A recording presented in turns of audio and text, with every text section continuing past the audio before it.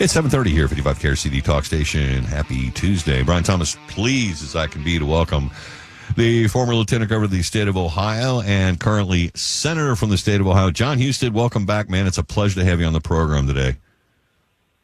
Brian, great to be with you. Thanks for having me on. And last time I checked, there was another vote last night of the Republican continuing resolution, continuing Joe Biden-era funding levels without any cuts in government, which we'd expected. We were hoping that we get some cuts. No, but the CR passed. It was clean. This was a Democrat-era funding level, and yet it isn't satisfying the Democrats. They're saying no because they want to continue to allow these pandemic-era subsidies to continue. Now, my recollection, John Husted, is that because of COVID, they used that as a justification to provide these tax benefits, making Obamacare appear to be free for people making north of 400% of the poverty level. The previous cutoff was 62.5. So they get rid of that, and it was unfunded. There were no taxes raised to cover the nut on this, and of course our federal deficit grew, $5.7 trillion in one calendar year. It just was an amazing expenditure, but never have they decided how they're going to pay for it. And the CBO is estimating that continuing these freebies will cost $350 billion over the next decade. But they were temporary. And they were set to expire at the end of the year under the Democrats' own hand in the Inflation Reduction Act. They knew this was coming a mile away. They wrote the law. Senator Husted. Well, here's the deal. We just need to keep the government open. We have passed a clean CR. Democrats and Chuck Schumer voted for a clean CR 13 times over the previous 4 years under Joe Biden. The only difference is Donald Trump is president. But now they want to shut down the government because they're getting pressured from their left flank to show that they're being tough and standing up. Well, you know what they're being tough and standing up is costing the American taxpayer? $400 million a day to pay furloughed federal workers, and they get no productivity out of them. You get nothing in return for your $400 million a day that Chuck Schumer is wasting by shutting down the government. There's number one. Number two, what they keep offering, and by the way, I voted for the fifth time last night to keep the government open with a clean CR. Just current funding levels, keep debating the unresolved issues.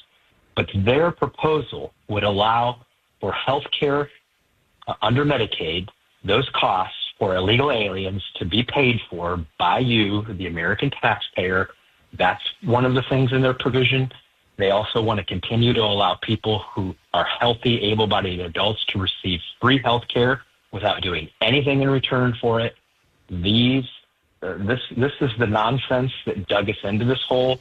We're not going to capitulate to that. But what we will do is have a clean CR, keep government open, and then negotiate on all the other issues that they want to talk about. Well, I suppose, as my understanding is, Obamacare succeeded in doubling the number of people enrolled in the program because they gave away the basically free premiums. Everybody was eligible for free insurance, so a whole bunch of people went to Obamacare rather than choosing their own. To expand this, ultimately, the conclusion one can easily reach, this is what they've wanted all along. One size fits all, government paid for health care for everyone. That's why they don't want to pull back these subsidies.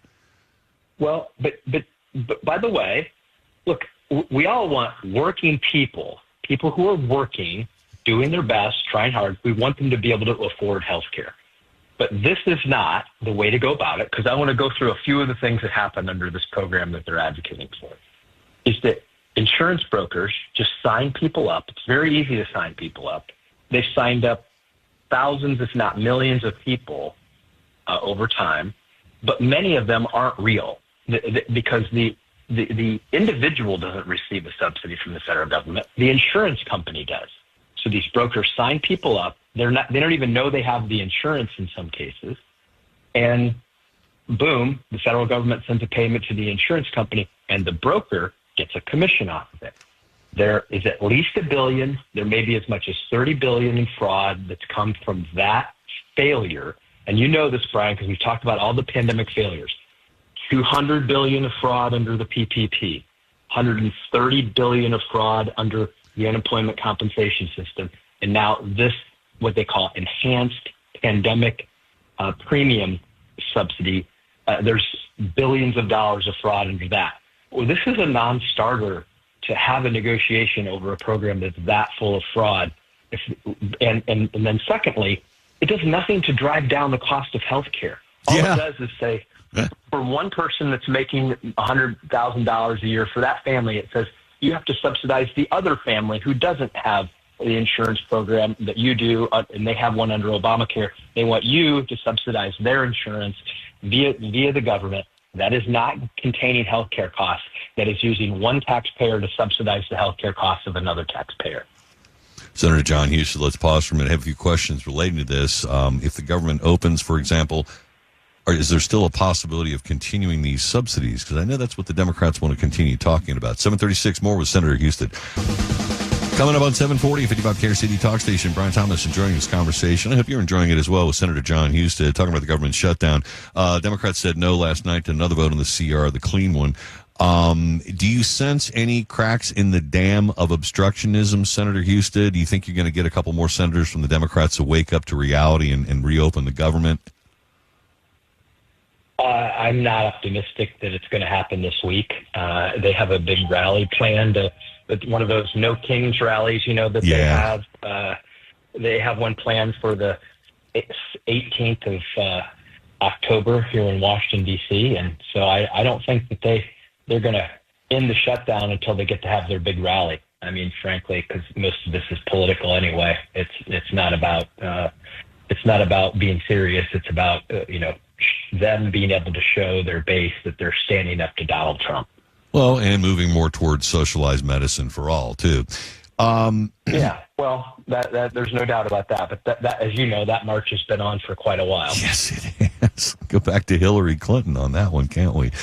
But this CR is, I guess, has been presented for the purpose of keeping the government open until sometime in November, so you can finish the 12 appropriations bills.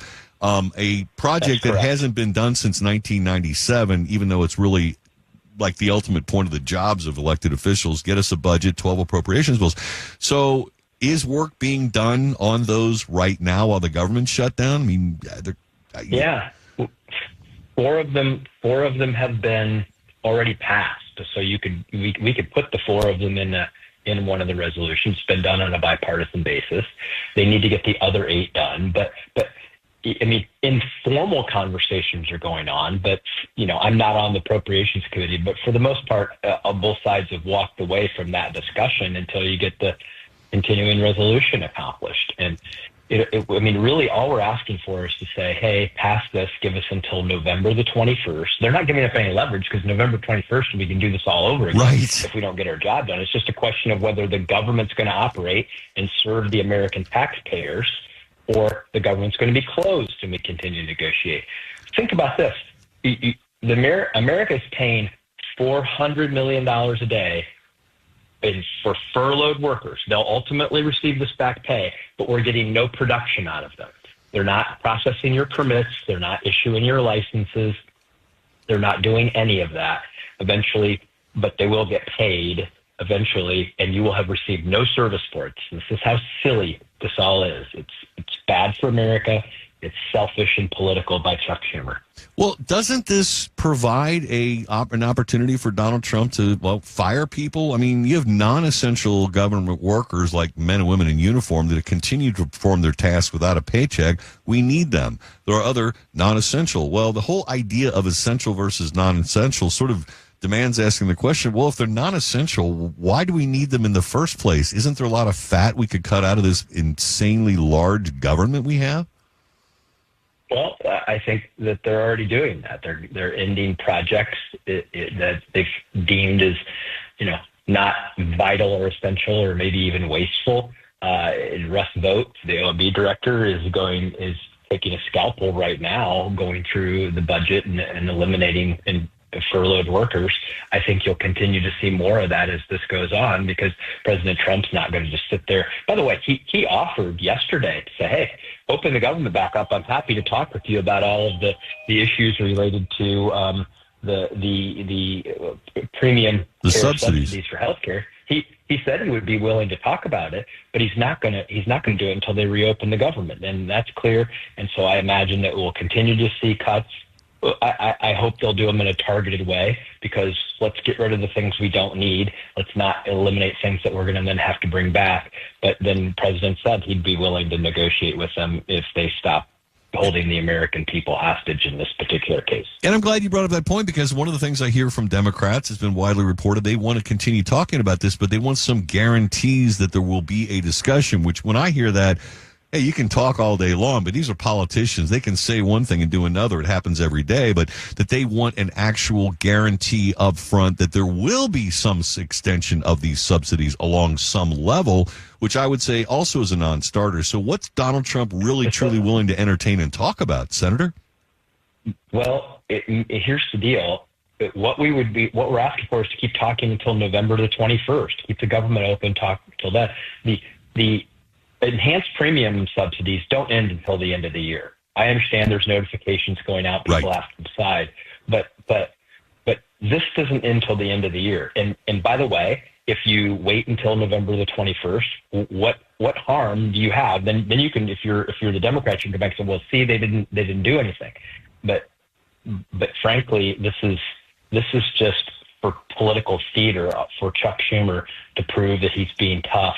It has nothing to do with a negotiation right now, because there are no negotiations as long as the government's shut down, and there shouldn't be. Senator Husted, one more question. I'd be remiss in my obligations as a curious person, and viewing the announcement yesterday that the FBI spied on 8 senators and 1 Republican member of Congress, all Republicans, this Operation Arctic Frost in connection with the January 6th riots. Were you at the press conference on this? I'm just going to gauge your reaction to the whole idea that some elected officials were spied on between January 4th and January 7th, 2021. Well, I was not at the news conference, but I did talk to some of my colleagues who were spied on, and they're really having a hard time believing that their own government spied on them, surveilled their phones, checked who they called. Really, it was an out of control effort under the Biden administration to go back and relitigate January 6th and then try to implicate members of the U.S. Senate by spying on them. And this is you're going to see. Many of my colleagues who were spied on are just outraged by the fact that the executive branch spied on them without any knowledge, if they wanted to talk with them, they could have come talk with them. They needed to spy on them, for goodness sakes. And there's going to be huge ramifications, I think. I think you'll see litigation, lawsuits. I think you'll see criminal prosecutions over it. Criminal prosecutions, perhaps a civil rights lawsuit, since their constitutional rights were violated. And where's the probable cause that would allow them to get records of elected officials' phones and who they called? I think that basically that anybody who received a phone call from Rudy Giuliani were the people that got surveilled. I think that's exactly what happened, but more information will come out on that. I look forward to that. Popcorn's out on that one. Senator John Husted, I can't thank you enough for your time today. Keep up the great work, and we're all waiting. We're looking forward to seeing what happens. You're always welcome here on the 55 KRC Morning Show, sir. Thank you very much. Thank you.